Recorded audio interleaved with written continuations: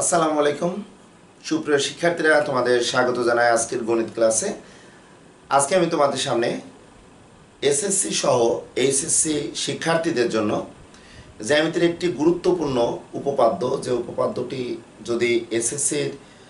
2025 সাল থেকে শুরু করে পূর্বের সালগুলোতে শিক্ষার্থীরা এই ক্লাসটি দেখে থাকো, সেই ক্ষেত্রে অবশ্যই বুঝতে পারবে আমি বোর্ডে এমন একটি উপপাদ্যর সাধারণ নির্বাচন লিখেছি যেখানে আমাদের এই সাধারণ নির্বাচন অনুসারে আমরা বর্তমান কারিকুলামে অর্থাৎ 2025 সালে যে সকল শিক্ষার্থীরা এসএসসি পরীক্ষা দিবে উচ্চতর গণিতে উপপাদ্য 11 তোমরা পেয়ে থাকবে ব্রহ্মগুপ্তের উপপাদ্য। ব্রহ্মগুপ্তের উপপাদ্যটা তোমরা যদি দেখো যে তোমাদের এই শিক্ষাবর্ষের বইটিতে 11 নম্বর যে উপপাদ্যটি রয়েছে, 11 নম্বর উপপাদ্যে তোমরা যদি একটু দেখো যে বৃত্তে অন্তর্লিখিত কোনো চতুর্ভুজের কর্ণদ্বয় পরস্পরকে যদি লম্বভাবে ছেদ করে এবং ওই লম্ববিন্দু থেকে যে কোনো বাহুর উপর যদি আমরা একটি বিপরীত বাহুর উপর যদি লম্ব অঙ্কন করি, ওই বিপরীত বাহুর ঠিক উল্টা দিকে যদি আমরা বাহুটাকে বর্ধিত করি তাহলে অপর বিপরীত বাহুকে সমদ্বিখণ্ডিত করবে। অর্থাৎ তোমাদের মেন যে বইটি রয়েছে 2025 সালে এসএসসি পরীক্ষা যারা দিবে তারা জানো যে ব্রহ্মগুপ্তের উপপাদ্য এখানে যেটি রয়েছে সেটি ছিল যে বৃত্তে অন্তর্লিখিত কোনো চতুর্ভুজের কর্ণদ্বয়, আমি অন্তর্লিখিত চতুর্ভুজের দুইটি কর্ণ আগে সমকোণে যদি আমি এভাবে এঁকে নিই যে এ বি সি ডি আমাদের একটি চতুর্ভুজ, যে চতুর্ভুজটি বৃত্তে আমরা এঁকে নিলাম, লক্ষ্য করো, এবং এই চতুর্ভুজের আমাদের যে দুটি কর্ণ, এই কর্ণ দুইটি দেখো পরস্পরকে হয়তো এম বিন্দুতে লম্বভাবে ছেদ করেছে। যে বৃত্তে অন্তর্লিখিত কোনো চতুর্ভুজের কর্ণদ্বয় পরস্পরকে লম্বভাবে ছেদ যদি করে এবং এই ছেদ বিন্দু থেকে আমরা যদি এমনভাবে চিন্তা করি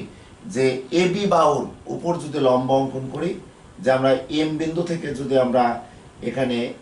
একটি লম্ব অঙ্কন করি এ বি বাহুর উপরে, এইটাকে বর্ধিত করলে অবশ্যই আমাদের এই বর্ধিত রেখাংশটি ঠিক এ বি বাহুর বিপরীত বাহু সিডিকে সমান দুইটি অংশে বিভক্ত করবে। অর্থাৎ আমরা যদি এখানে ই বিন্দুতে এম বিন্দু থেকে এ বি বাহুর উপর এম ই আমরা লম্ব অঙ্কন করতাম, এম ই লম্ব এ বি, সেই ক্ষেত্রে আমরা ইএমকে যখনই আমরা বিপরীত দিকে বর্ধিত করব, আমরা যদি ই এফ দিই বেটার হয়, তাহলে দেখো এম অর্থাৎ ইএম আমাদের এই রশ্মিটি বিপরীত দিকে এফ বিন্দুতে যখনই ছেদ করবে তখনই আমাদের প্রমাণটি করতে হবে যে ডিএফ সমান আমাদের সিএফ হবে। অর্থাৎ বৃত্তে অন্তর্লিখিত কোনো চতুর্ভুজের দুইটি কর্ণ পরস্পরকে ছেদ করলে এই ছেদ বিন্দু থেকে যে কোনো এক বাহুর উপর যদি আমরা লম্ব অঙ্কন করি এবং ওই লম্বটিকে যদি বিপরীত দিকে বর্ধিত করি তাহলে আমাদের অপর যে বাহুটি চতুর্ভুজে থাকবে সেই চতুর্ভুজটিকে সমদ্বিখণ্ডিত করবে। এটি কিন্তু অ্যাকচুয়ালি উপপাদ্য 11 আমরা সাধারণ নির্বাচনে পেয়ে থাকি। কিন্তু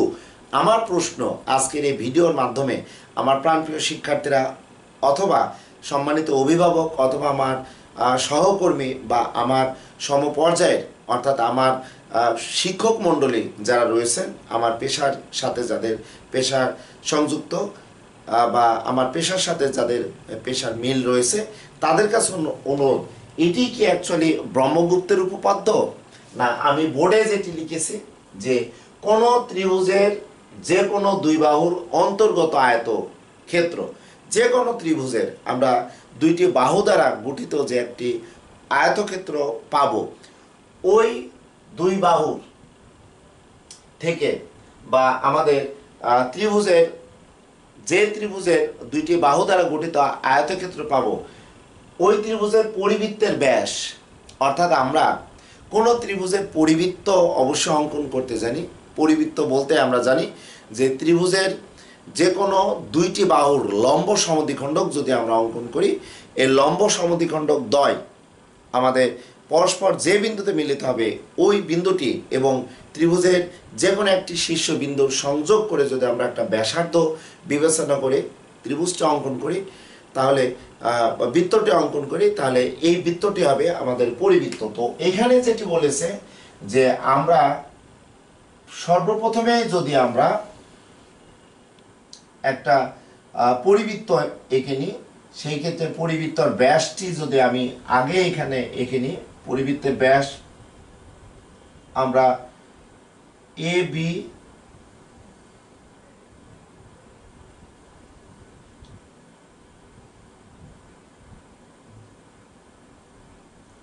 লক্ষ্য করো, আমরা এ বি সি ত্রিভুজের আমরা পরিবৃত্ত অঙ্কন করেছি। এই পরিবৃত্তের কেন্দ্র অবশ্যই আমি ও ধরে নিতে পারি। আর বলেছে যে কোনো ত্রিভুজের যে কোনো দুই বাহুর অন্তর্গত আয়তক্ষেত্র, তাহলে এ বি সি ত্রিভুজের দুই বাহু, এ বি কে একটি বাহু, আয়তক্ষেত্রের এক বাহু, আর এসি কে যদি আরেকটি আয়তক্ষেত্র অর্থাৎ আয়তক্ষেত্রে আরেকটি বাহু ধরি, তাহলে এ বি আর এসি দ্বারা গঠিত আয়তক্ষেত্রের ক্ষেত্রফল হবে এই ত্রিভুজের পরিবৃত্তের ব্যাস। তাহলে এই ত্রিভুজের আমরা পরিবৃত্ত আঁকলাম, তাহলে কেন্দ্র দিয়ে যখনই আমি একটি ব্যাস অঙ্কন করব, সেই ব্যাসটি আমরা এখানে পাচ্ছি, দেখো এই এবং এই যে দুটি বাহু দ্বারা গঠিত আয়তক্ষেত্র পেলাম, এই বাহুদ্বয়ের সাধারণ বিন্দু দেখো এ বি এবং এসি দুইটি বাহু যে সাধারণ বিন্দু থেকে আমরা উৎপন্ন দেখতে পাচ্ছি, এই সাধারণ বিন্দু থেকে আমরা যদি এখন বিপরীত বাহুর উপর লম্ব অঙ্কন করি, তাহলে এ বি এবং এসি বাহু বাদে আমাদের এই শীর্ষবিন্দু থেকে যদি তৃতীয় বাহুর উপর আমরা এইভাবে লম্ব অঙ্কন করি, একটু খেয়াল করো, আমরা লম্ব দেখো এখানে এডি অঙ্কন করলাম। তাহলে বলেছে যে কোনো ত্রিভুজের অর্থাৎ কোনো ত্রিভুজের যে কোনো দুই বাহুর অন্তর্গত আয়তক্ষেত্র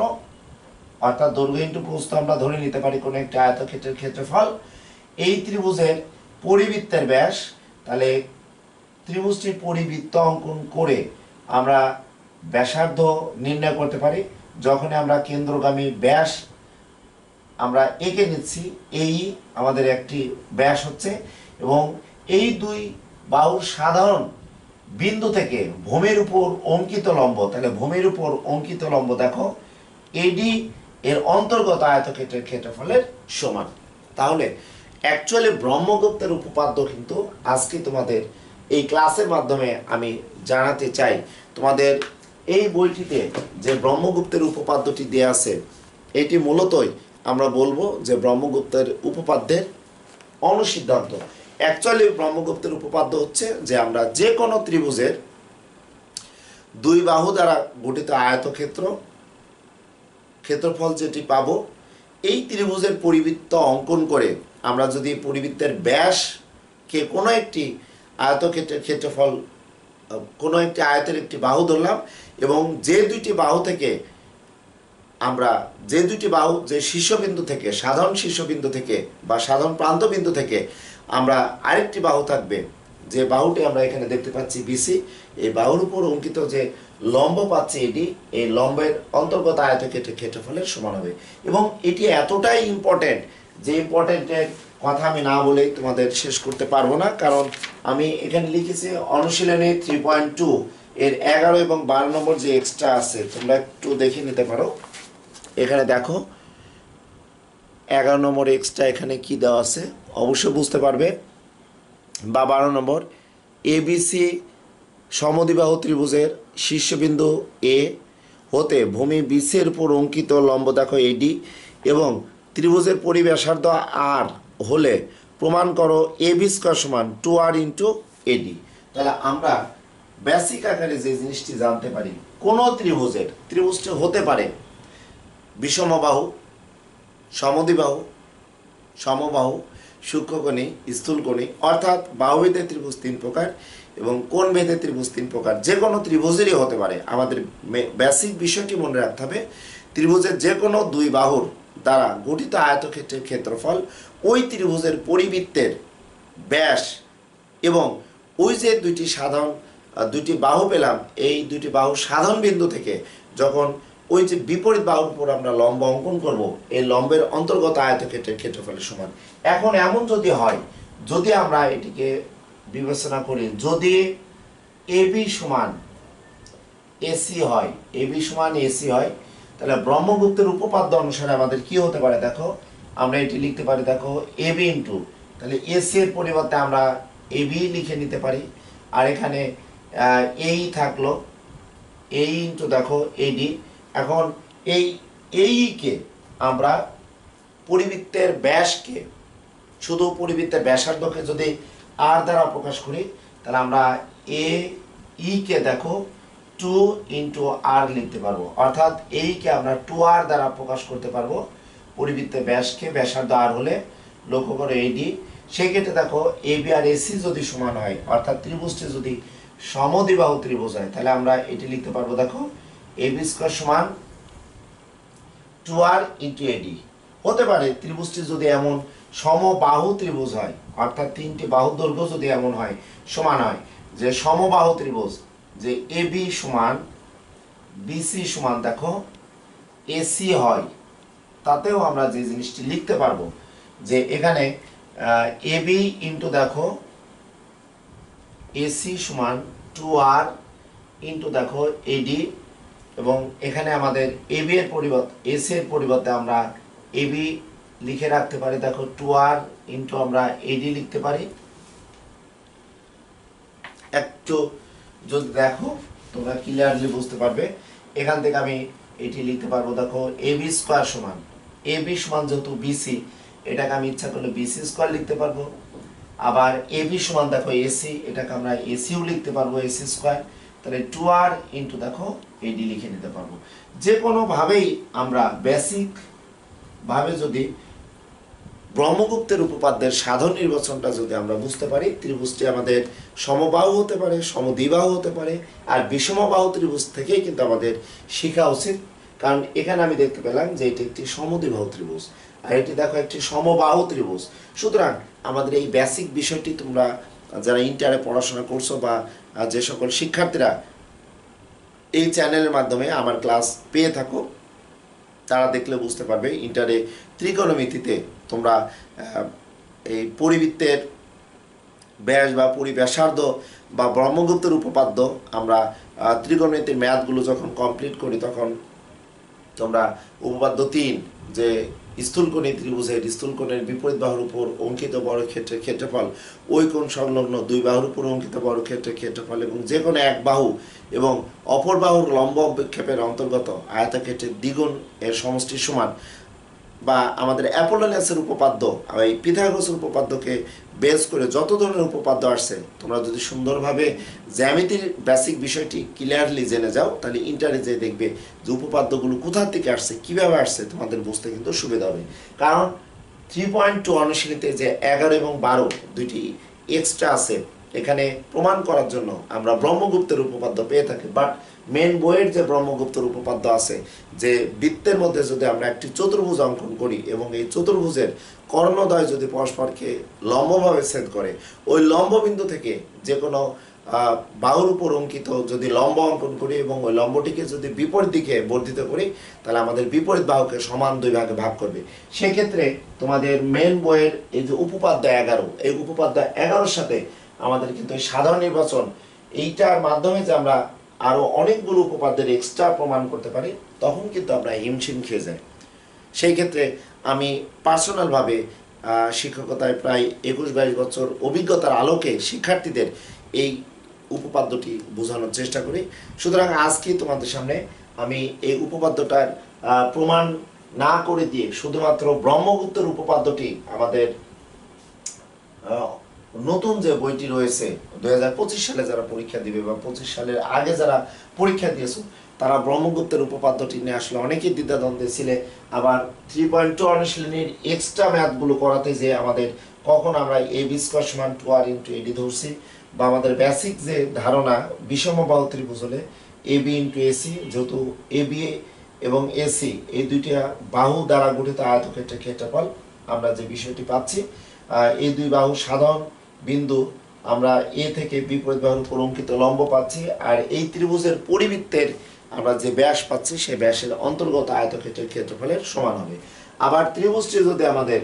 সমবাহু ত্রিভুজ হয় বা ত্রিভুজটি যদি আমাদের সমদ্বিবাহু ত্রিভুজ হয়, সেই ক্ষেত্রে মনে রাখতে হবে যে এডি রেখাটি অবশ্যই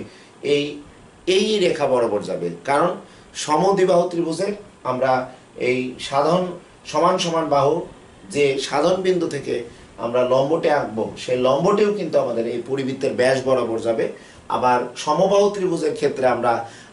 যে লম্ব অঙ্কন করব সেই লম্ব বা এখানে মধ্যমা বা এখানে আমাদের শীর্ষবিন্দু থেকে যে পরিবৃত্তের ব্যাস অঙ্কন করব একই সরলরেখা দিয়ে কিন্তু গমন করবে। সুতরাং আমরা এই উপপাদ্যগুলো ক্লিয়ারলি আমরা জানবো, এবং তোমরা এই চ্যানেলের মাধ্যমে যে সকল শিক্ষার্থীরা অনেক দিন থেকে ক্লাসগুলো করে থাকো তারা অবশ্যই বুঝতে পারবে যে আমি কোনো একটি ম্যাথের বেসিক বিষয়টা আগে ইন ডিটেলসে বুঝিয়ে তারপর তোমাদের নর্মালি অ্যাপ্লিকেশন টাইপের অর্থাৎ গাণিতিক সমস্যার সমাধান দেওয়ার চেষ্টা করি। আজকে আমার মূলত যে উদ্দেশ্য ছিল যে অ্যাকচুয়ালি ব্রহ্মগুপ্তের উপপাদ্যটি কোনটি, বা ব্রহ্মগুপ্তের উপপাদ্য আমি যেটি বোর্ডে লিখেছি এটার সাথে কম্পেয়ার করে যে কোনো টাইপের এক্সট্রা বা তোমাদের প্রমাণ টাইপের এমন কিছু যদি আসে খুব সহজেই তোমরা আনসার করতে পারবা। বাট তোমাদের বইয়ে যেটা দেওয়া আছে 11 নম্বর উপপাদ্য, এইটা অ্যাকচুয়ালি ব্রহ্মগুপ্তের উপপাদ্যের আমরা বলবো অনুসিদ্ধান্ত, এবং এই অনুসিদ্ধান্তটি প্রমাণ তোমরা বারবার করবে। তবে 2025 সালে যে সকল শিক্ষার্থীরা পরীক্ষা দিবে ব্রহ্মগুপ্তের উপপাদ্য যদি বলে তোমাকে এই উপপাদ্যটি কিন্তু তোমাকে লিখে দিয়ে আসতে হবে। আর এক্সট্রা জানার জন্য পারার জন্য বা ইন্টারে যখন উঠবে তখন আমি যেটাই এখানে লিখেছি বা এর বেসিক বিষয়টি যদি ক্লিয়ারলি জানো তাহলে ইনশাল্লাহ তোমরা পারবে। আমি পরবর্তীতে এটির প্রমাণ তোমাদের সামনে নিয়ে থাকার চেষ্টা করব। তোমরা ভালো থাকবে, সুস্থ থাকবে সেই প্রত্যাশায় আজকের এই ক্লাসের ইতি টানছি। আল্লাহ হাফেজ।